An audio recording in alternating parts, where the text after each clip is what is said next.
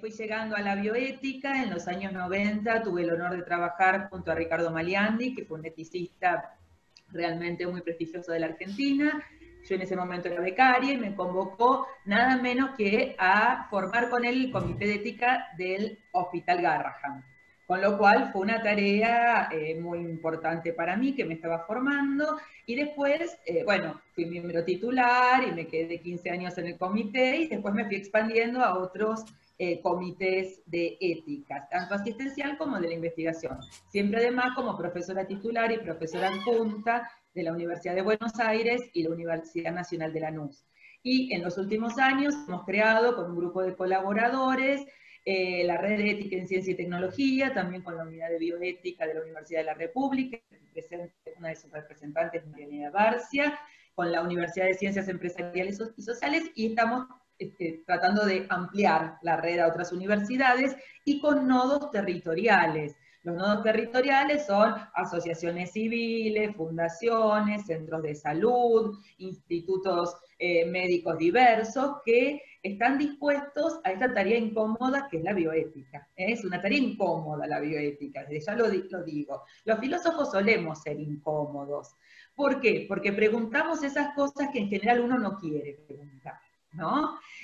Por eso, como yo hablo de bioética desde la filosofía, quizás no es desde hablar de algunas, de la bioética desde alguna ciencia, o hablar de la bioética desde el derecho. Los filósofos hacemos preguntas simples, pero preguntas que son molestas, como yo les digo, ¿no? Porque apuntamos a eso que en general nosotros barremos debajo de la alfombra. Entonces, me ha guiado en la vida un pensador al que le dediqué muchísimos años de estudio en el CONICET, que es un pensador del lenguaje, que se llama Ludwig Wittgenstein, un filósofo austríaco que nace en 1889 y muere en 1951. Y realmente a mí me transformó estudiar 10 años de mi vida exclusivamente, porque tenía una beca CONICET, a este filósofo. Y una de las cosas más fuertes para mí que dice Wittgenstein, y ustedes dirán que tiene que ver Wittgenstein, pero ya se los explico, es esto.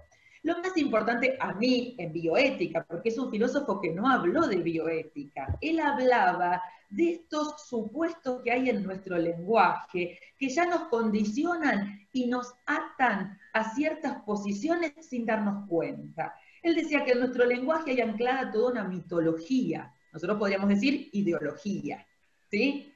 Entonces, usamos palabras sin saber el trasfondo que tienen. Y el lenguaje entonces nos habla y nos lleva a enmarcar los problemas dentro de ciertos límites sin ser conscientes de todo lo que eso significa. Entonces yo me fui dando cuenta que la bioética, que es una nueva disciplina o interdisciplina, piensen que la bioética surge en los años 70 en Estados Unidos y 90 llega a la Argentina, cuando empiezan a crearse los primeros comités de ética con esta cuestión interdisciplinaria, donde se llamaban psicólogos, sociólogos, filósofos, abogados, personal de salud, surgió con un espíritu muy americano yanqui, digamos, ¿no? Tenemos problemas que no sabemos bien cómo resolver, entonces vamos a tratar de convocar a un grupo experto que nos diga qué hacer. Como un catálogo de preguntas, a ver si nos podían dar una respuesta.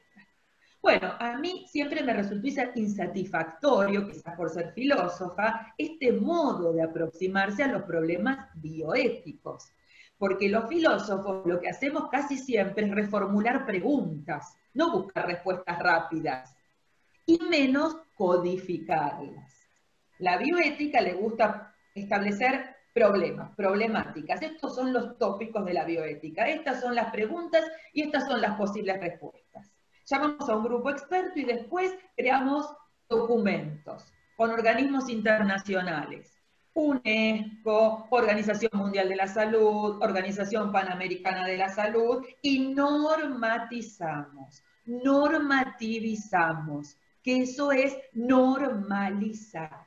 Normalizar un lenguaje. Cuando uno disciplina un lenguaje, también disciplina el pensamiento y también acota la capacidad de acción. ¿Se dan cuenta? Porque vamos a buscar respuestas a los problemas dentro del repertorio que nos viene sugerido. ustedes van a ver que la bioética tiene tópicos de moda que se van instalando y ya nos los dan como medio predigerido. Nos dicen, bueno, aborto sí, aborto no. Eutanasia sí, eutanasia no. Y seguro hay muchas otras alternativas para construir desde una vocación transformadora.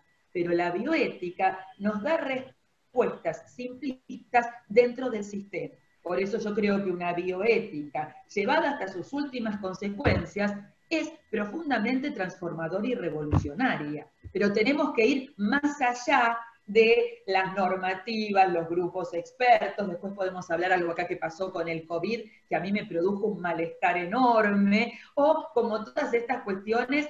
Hay un experto en bioética muy famoso que se llama Juan Carlos Tealdi. No tengo problema en nombrarlo porque se lo he dicho a él y lo puedo escribir. Él sacó un artículo que me puso muy enojada, que se llamaba El derecho a un respirador. ¿Y qué decía? Pobres médicos, no vamos a darles a ellos la terrible tarea de decidir. Tenemos que crear una comisión nacional de bioética para decidir quién respira, quién no, quién vive, quién muere. Y los expertos en bioética nos arrogamos ese derecho. ¿Cómo? ¿Respirar es un derecho? Yo me preguntaba, ¿y quién decide quiénes van a respirar y quiénes no? ¿Y cuáles van a ser los criterios? Y no es simplificar mucho la problemática sanitaria cuando todos nos dicen que la cuestión es que no alcanzan los respiradores. El problema del COVID es que no alcanzan los respiradores. Y solo si ponemos más respiradores y hacemos un buen orden de prioridades, ya nos quedamos tranquilos porque lo santifican los expertos en bioética. Yo creo que la bioética, y acá retomo Wittgenstein dice lo siguiente: el escepticismo, ustedes saben lo cito de memoria, el escepticismo, son palabras textuales, es formular una pregunta y después decir, no sé qué hacer, ¿no? Eso es ser un escéptico, pero yo puedo formular la pregunta. Entonces, Wittgenstein también lo que dice, el escepticismo es absurdo. Esa gente que propone una pregunta y después dice, no sé. ¿Por qué dice que es absurdo? Porque si yo puedo formular una pregunta, quiere decir que mi lenguaje ya me da opciones posibles. ¿Sí? Ya me encorsetó. Wittgenstein dice, el verdadero problema, él dice de la filosofía, pero yo voy a decir de la bioética, es cambiar las preguntas, es pensar que hay preguntas que el sistema y el lenguaje que le corresponde no nos está dejando formular. ¿Se entiende? Tenemos que cambiar las preguntas, no ver con qué repertorio de respuestas, cuál es la que elegimos y la fundamentamos. Porque sin duda, desde la construcción de otras preguntas, vamos a tener otras alternativas y vamos a tener otra capacidad de acción. La bioética, si vamos a la etimología, es bios y etique, ¿no? Bios, vida, etique es no moral, reflexión sobre la moral.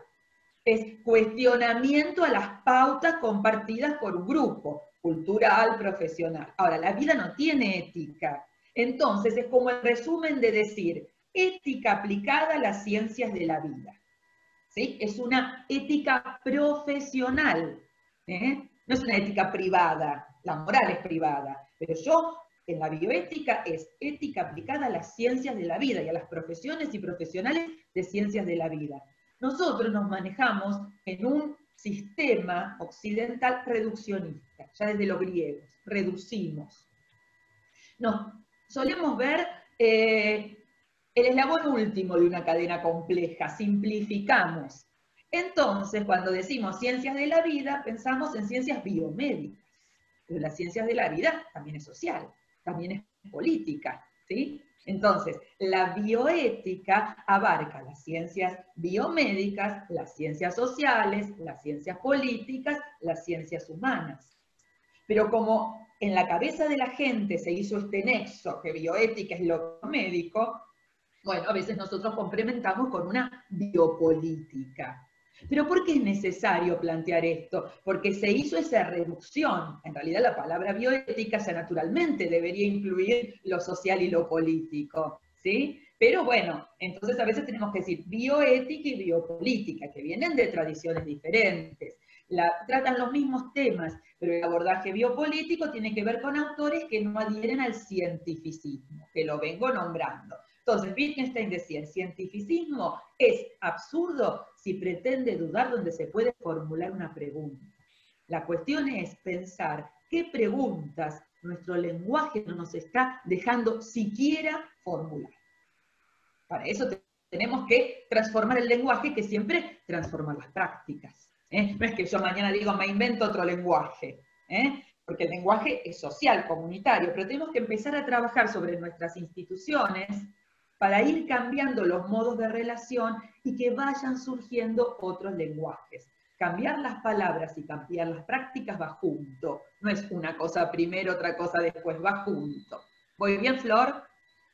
Entonces, ¿sigo un poquito? Bueno, entonces decíamos está precioso, de verdad está precioso. Dale. Bueno, no, vos interrúmpame. Yo hago esta introducción y después abrimos el debate. Entonces, lo que yo les decía es que la bioética, si vamos a conservar la palabra, yo propongo que la resignifiquemos, que la saquemos de ese reduccionismo. El COVID es algo producido por un pequeño virus que se transmite. Bueno, el COVID es una problemática compleja. Eso es, como dice Jaime Bray, la cresta del iceberg, el virus, ¿se entiende? Pero siempre nosotros atacamos a esa cresta visible del iceberg. Entonces, la propuesta de un pensamiento, que algunos hablan como pensamiento complejo o materialista, pero no tiene nada que ver con la materia, sino de las relaciones del materialismo, es, en términos marxistas, las relaciones de trabajo y producción, es ver las condiciones de posibilidad sociales, sanitarias, históricas, culturales, para la pandemia. El virus es como decir que la gente se enferma de tuberculosis por el bacilo de Koch, ¿sí? ¿No? Es más o menos lo mismo, ¿no? Tenemos que ir para atrás, porque está el tema de la alimentación, de la higiene, de la distribución de la riqueza. En cambio, toda nuestra tradición, ya desde los griegos, adolece para mí, yo siempre aclaro que yo hablo desde mi posición y creo que todos hablamos desde nuestra posición. Lo que pasa es que algunos no lo dicen y dicen, esta es la verdad. El problema de la bioética o el problema del COVID es decidir a quién se le pone un respirador. Yo digo, no, a mí me parece, mi posición es ética, es perspectiva, es injusta, es la mía, la comparto, ¿sí? Pero no es que la bioética es esto. En todo caso, esto es lo que a mí me gustaría que fuera, lo que estoy diciendo, ¿sí? Y es una decisión y una elección personal, militante casi diríamos. Entonces, el reduccionismo, que tiene que ver con esto de definir el todo por la parte. ¿Se entiende? El todo, una situación compleja, lo definimos por una partecita. Y esa partecita suele ser el eslabón último. Entonces nosotros atacamos el eslabón último, pero estamos siempre apagando incendios, porque la base no la tocamos. Tocar la base, por lo general, supone transformar las relaciones históricas, sociales y políticas, y económicas, si a nadie le gusta. Bueno, al establishment no le gusta. Entonces, por eso, solo el efecto COVID. Entre paréntesis, después les voy a mandar un artículo que terminé de escribir anoche, que hago con una película de un director que me apasiona, que se llama Peter Greenaway, que tiene una película que se llama The Falls. Ahí la humanidad cambia por un evento traumático desconocido, violento desconocido. Y es todo, bueno, es delirante la película, pero me hizo acordar al evento COVID, que hasta los de las Naciones Unidas hablan del evento COVID, entonces me hago un paralelismo con el cine, que es otra de mis pasiones. Entonces, el reduccionismo siempre deja zonas sin iluminar, deja zonas oscuras, porque conviene a algunos, porque cuando uno removemos los cimientos, y bueno, aparecen cosas que a veces no queremos ver. ¿Sí? Si tiramos abajo un edificio y vamos a los cimientos, quién sabe lo que está escondido y enterrado ahí. Eso es lo que se llama, y lo habrán escuchado en los últimos años, el pensamiento deconstructivo. Los deconstruccionistas no es gente mala que viene a romper todo. Quiere ver qué certezas no pensadas, que deliberadamente se dejan fuera de consideración, tenemos a la base de los grandes edificios, digamos, de las grandes construcciones culturales de Occidente. ¿Sí? Entonces, deconstruimos para ver qué hay en los cimientos. Y cuando llegamos a los cimientos, decimos, ah, ¿era esto? Bueno, podemos poner otros y podemos reconstruir, pero ahora no ingenuamente, sabiendo que somos responsables de los cimientos que pusimos y estar siempre atentos si no hay que darle una vuelta de tuerca. No es romper todo, es reconstruir políticamente, sabiendo que estamos decidiendo, y esto nos hace infinitamente más responsables. El cientificismo es una posición epistemológica. ¿Qué es la epistemología? Bueno, es filosofía de la ciencia, es el modo de pensar la ciencia que tiene Occidente, heredada desde Platón, porque la palabra epistemología viene de episteme, ¿sí? Que quiere decir para los griegos ciencia.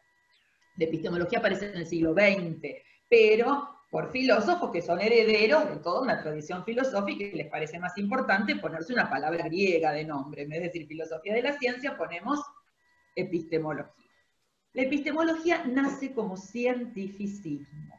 El cientificismo es una posición epistemológica, no es la epistemología. Pero a mí me pasa que muchos estudiantes me dicen, profesora, yo estudié epistemología. Y lo que estudiaron fue la posición cientificista. Hay muchas corrientes en epistemología. La epistemología intercultural, la epistemología decolonial, la epistemología materialista francesa, la epistemología marxista y el cientificismo. Pero el cientificismo que dice, yo soy la epistemología. Yo soy la epistemología. Entonces, los científicos, ¿y qué pasa? Es la tradición hegemónica, es la tradición académica, la que ha ganado un lugar preponderante. Si ustedes van a las cátedras de la universidad, la mía y la de 2 o 3 profesores más no son cientificistas, estudiamos cientificismo, porque hay que conocerlo, pero críticamente, y vemos alternativas. ¿Qué tiene que ver esto con la bioética? Ciencias de la vida, ética. La bioética presupone una posición epistemológica, siempre. Yo tengo en la cabeza una idea de ciencia cuando voy a hacer bioética. Ciencias de la vida, ética.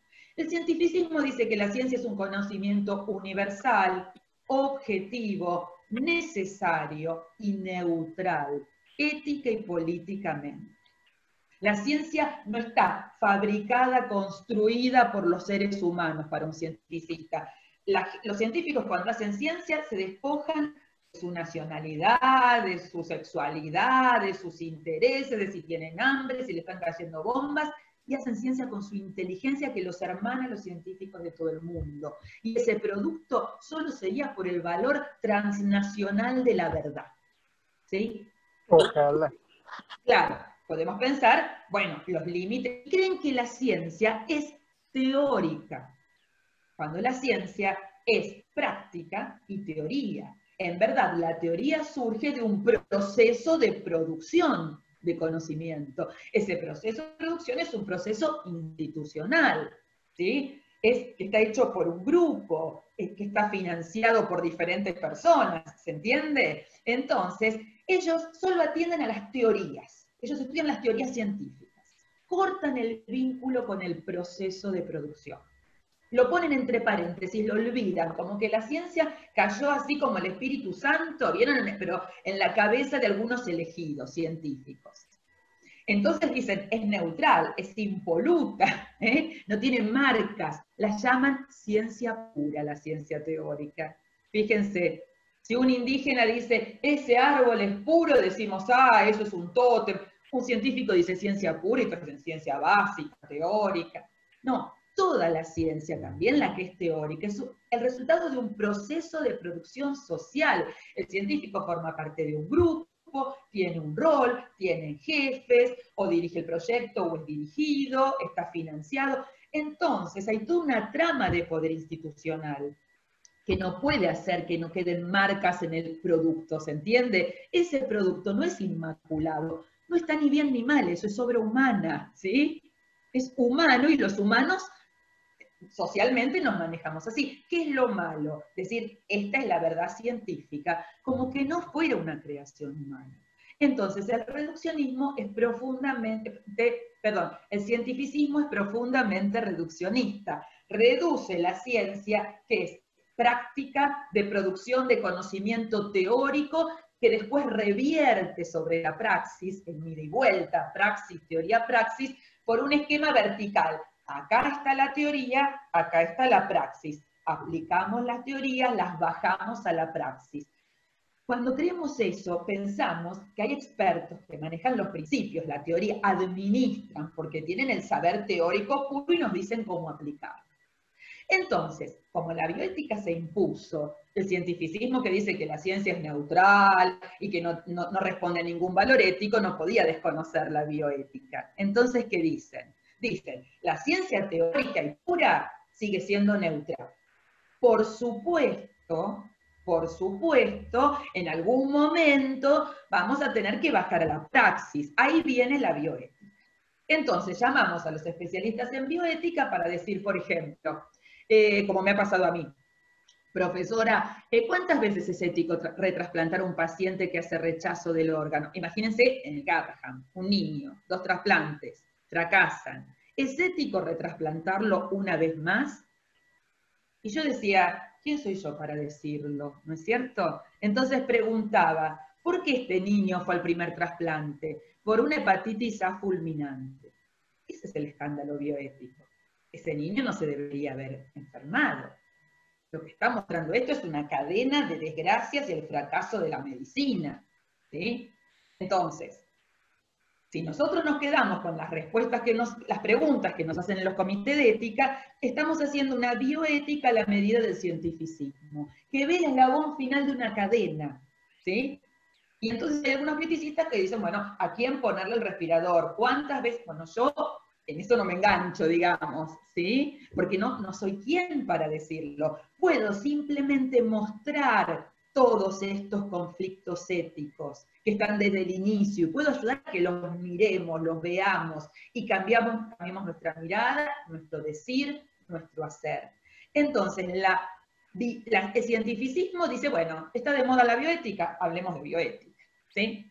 Hablemos de bioética, ya que estamos, pero la pateamos al final. Le damos a los bioeticistas las preguntas y que nos resuelvan los problemas concretos del último eslabón, porque para eso ya invertimos en trasplante, que el trasplante debería ser una opción de última para las cosas que no se pueden solucionar de ningún otro modo, y no salir a ver si podemos clonar órganos para que no haya, ¿no es cierto?, para que no haya rechazo, y perfeccionar una técnica sin revisar los supuestos. Entonces, el cientificismo va muy de la mano de lo que es una posición ética, que es la deontología.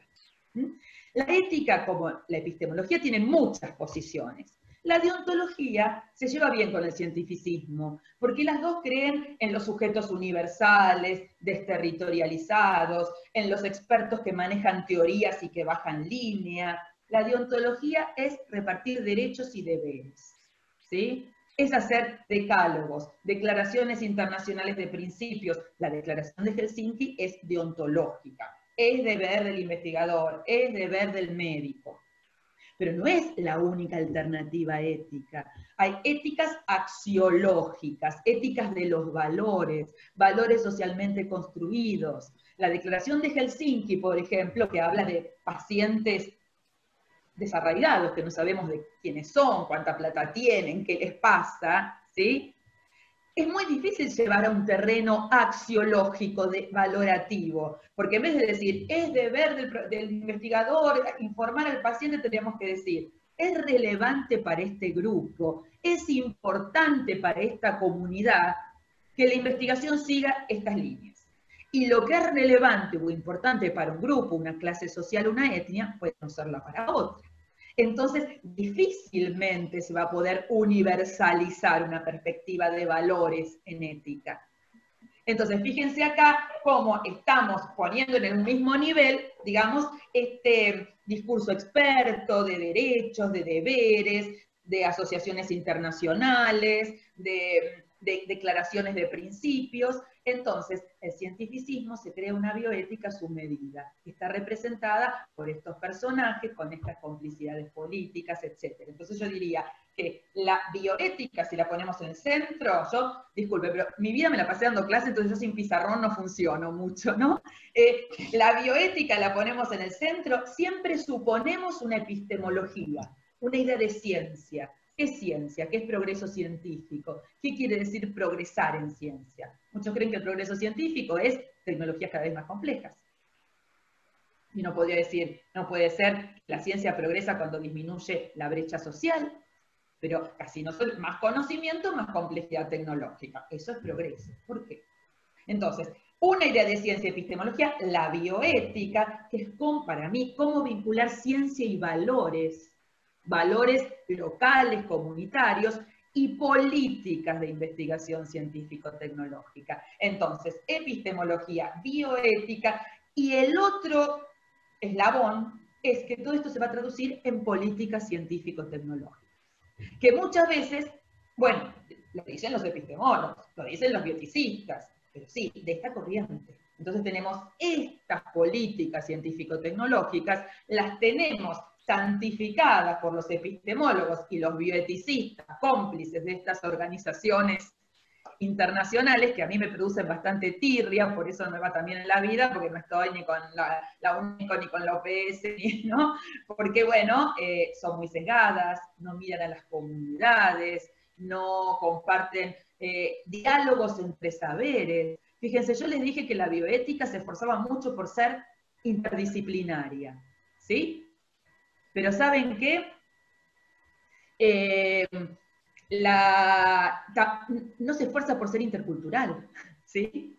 Entonces, tiene que haber un psicólogo, un filósofo, un médico, un enfermero, un trabajador social, pero asumimos que todas las personas tienen que ver con la misma cultura. Por ahí me llegó una preguntita muy interesante de que sí, tiene que ver con los valores, es personal. Bueno, en realidad nosotros decimos que la moral, tenemos una moral personal, sin duda, pero esa moral personal no es única, no es individual, porque nuestra identidad es relacional. Esto por la pregunta que alguien hizo, que era muy interesante, la vi en el chat.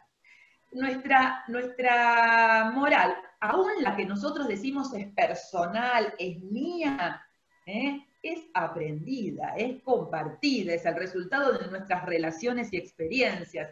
Entonces, siempre la moral, que es, bueno, el hecho de que las personas orientamos nuestra conducta en función de principios y valores, eso es algo así, es algo de los seres humanos, es humano.